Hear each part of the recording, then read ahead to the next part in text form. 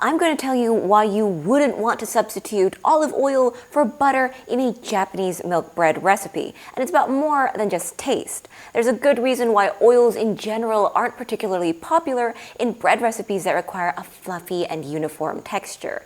And it's something that we as home bakers should know. Hey, Seraphin here, and if you love soft and fluffy bread, then you have to pay attention to the fat in your bread dough. For a long time, one of the best fats for bread dough was lard, which produced great bread and was extremely convenient to get. But over the years, lard has fallen out of favor, losing out in popularity to other kinds of fats, including butter and more modern options like shortening and margarine, which aren't produced from animals. On the other hand, most vegetable oils have long been known to produce worse off bread when compared to the fats we just mentioned. And in this video, we're going to talk about it. It all starts with the solid fat content. Most oils obviously have no solid fat content at room temperature, they're liquid, while butter is generally solid and shortening is very firm. The solid fat content is usually measured as the percentage of the total fat or oil that is solid at a particular temperature. The higher the number, the more solid the oil or fat is at that temperature. And this is what really matters for bread making, because adding solid fats to bread dough generally makes the bread more voluminous and stable. So if we were to compare adding butter to adding olive oil, butter, which is more solid, should ultimately make fluffier bread, given that not too much of it is added to the bread dough. Not only that, bread with more solid fat added has also been shown to stale at a slower rate, and the dough is more tolerant to mechanical shocks, like accidentally dropping the dough during proofing. Without dough conditioners, bread with more solid fat is also softer. So practically speaking, as home bakers, if we were to switch out the butter in a shokubang recipe with olive oil, it would affect more than just the flavor, and not in a good way. It would also probably make the dough stickier and harder to handle. In fact, for some types of mass-produced bread, it's considered basically mandatory to add in at least some shortening or solid fat, because otherwise you'd get subpar bread with barely any oven spring and a very firm crumb. Not a good thing. Of course, as home bakers, we're not generally looking into making bread like how it's made in factories, where these breads are generally given extremely short fermentation periods. When we make bread at home, we can generally omit adding solid fat entirely because we let the dough ferment for a reasonable period of time. With that being said, adding some solid fat to the dough would further improve the volume, like we mentioned before, and in terms of taste, some bread recipes can be wildly different without fat. Of course, although adding more solid fat to your bread dough is typically considered a good thing, but like the saying goes, too much of a good thing is a bad thing. Only 5%, baker's percentage, of the fat is needed to get the maximum bread volume. And then the volume remains roughly constant beyond that. After a certain amount, too much fat can inhibit the dough's rise during proofing, which is probably a part of why brioche breads can be so dense. They can contain more than 50% butter, baker's percentage, and they have more fat coming in from the eggs as well. Alright, so that was the simple and short explanation on solid fat in bread dough. Now let's talk about the science. First though, let's clear up some terminology. So fats and oils are both mainly made of triglycerides, which are basically 3 fatty acids joined to a glycerol molecule. And so both fats and oils generally fall under the broader category of lipids. In many resources, you'll sometimes see that the terms fat and lipids are used interchangeably. But in this video, we'll be using fat to refer to mainly solid fats, like solid butter or shortening. And we'll be using oils to refer to the liquid oils. Now, we can take a closer look at solid fats, and to do that, we should take a quick look at coconut oil. You see, at temperatures above around 25 degrees Celsius, coconut oil is a liquid oil, but when you put it in the fridge, the liquid oil eventually transforms into a solid fat. What we're seeing is a crystallization of a good part of the coconut oil, forming fat crystals. It's a bit like water freezing, but it's much more complicated than water, partly because it's not just one kind of molecule.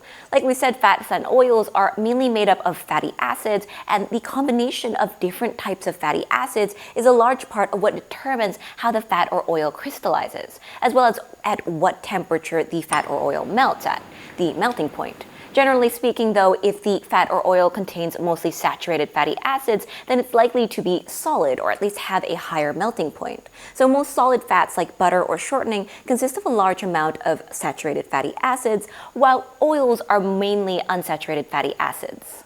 Coconut oil is actually a bit of a special case because it's mainly made up of saturated fatty acids despite being called an oil.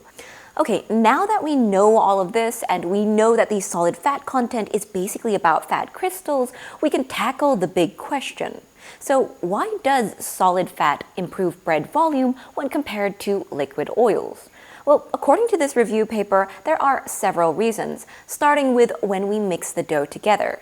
So we're already pretty familiar with how gluten develops during mixing. This is very easy to see because the dough goes from sticky to cohesive like this. But another important part of mixing is air incorporation. We mix quite a bit of air into the dough, especially with a mixer. And this is really important because yeast cannot make bubbles in the dough by themselves. They just fill up the ones that are formed during mixing. Eventually, these gas bubbles become the cells that we see when you slice into a loaf of bread. So to make good bread, we need to incorporate this air, making little gas bubbles throughout the dough. And for more volume, it's better if we can stabilize these bubbles and retain the gas produced by the yeast. As you might expect, adding solid fat or shortening has a major positive impact on this air incorporation and stabilization. Researchers have put forth a few explanations for this. One explanation attributes these benefits to the way the fat crystals in solid fat stabilize gas bubbles. They do this by essentially sticking to the gas-liquid interface, absorbing to it, and stabilizing it. This did not happen with oil because oil droplets did not absorb or stick to the interface. Another explanation for the increased air incorporation talks about how dough with solid shortening added has really nice, thin, and expandable gluten films, something that we can actually see when we make a dough like this. These gluten films are said to aid in air incorporation and stabilization. Researchers found that adding solid fat provided a uniform distribution of dough components and created smooth gluten surfaces with few holes, so the dough can expand easily and there's less gas leakage. On the other hand, adding oil to the dough created a less uniform distribution of dough components and resulted in many holes being present in the gluten surfaces, resulting in less volume, so less fluffy bread. Additionally, the oil caused the gluten to clump up, resulting in a dough that isn't so easily expandable, something that's likely to contribute to the low volume. But this may vary depending on the type of flour you're using.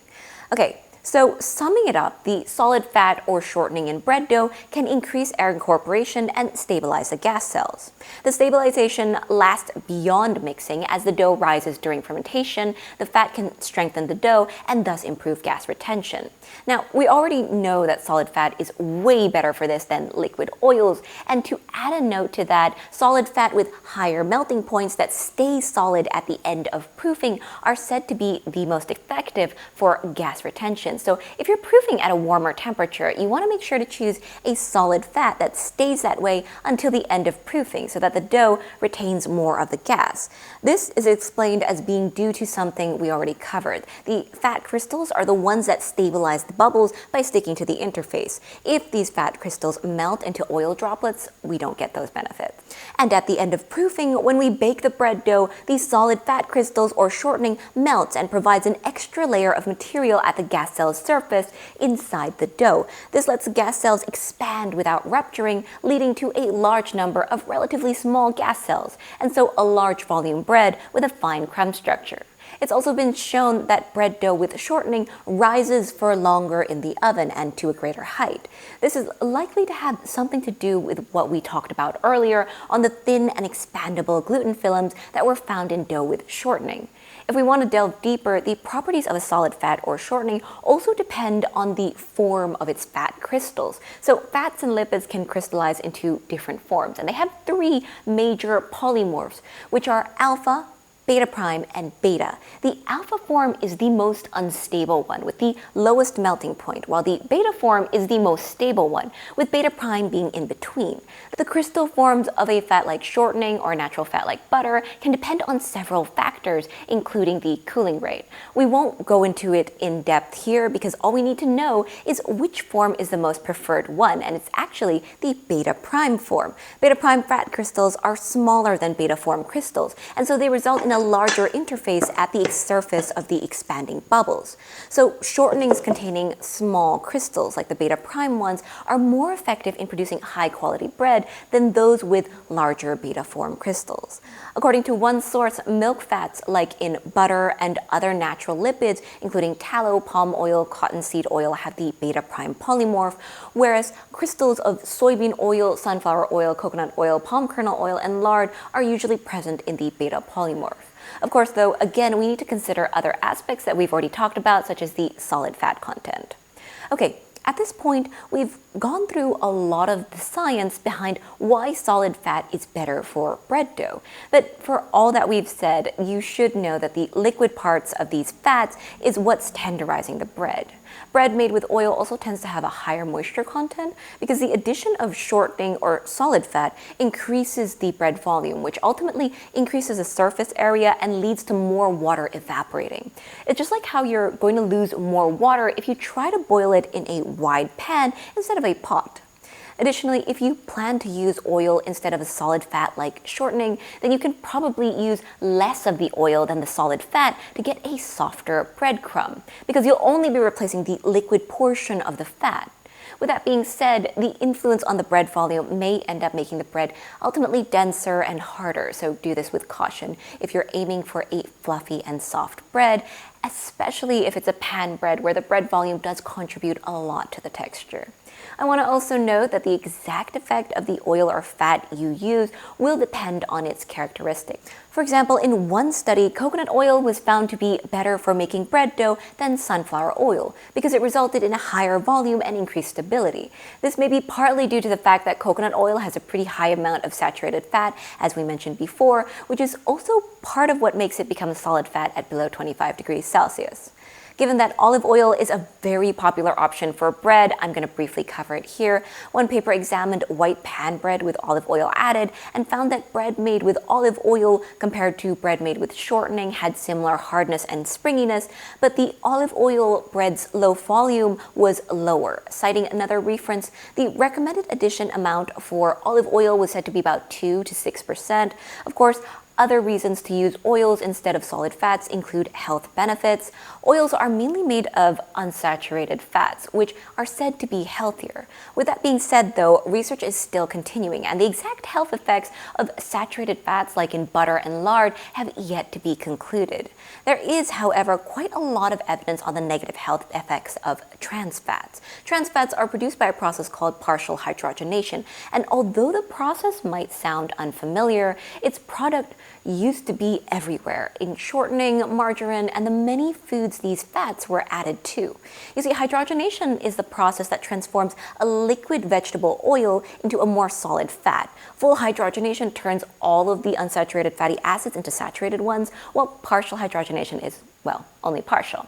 And it's the latter process that mainly creates trans fats. Recently, however, if you live in America, you probably won't be seeing partially hydrogenated vegetable oils in your ingredients list because the FDA has banned them in foods, stating that they are no longer generally recognized as safe. Several other countries have also banned them. Fully hydrogenated vegetable oils, though, are still on the market. Now, as a final segment, I want to say that fats can also come from ingredients that we don't necessarily think of as fat, such as wheat flour. Wheat flour contains about 2 to 2.5% lipids, which includes fats as we normally consider them, as well as several other kinds of lipids. Despite the low levels, these lipids play a major role in the quality of flour. The bread volume is pretty sensitive to the composition of these lipids as well as their overall content. When we add fat to the bread dough recipe, we're adding more fat to the overall lipid content. And that's it for today. Thanks for watching, and bye!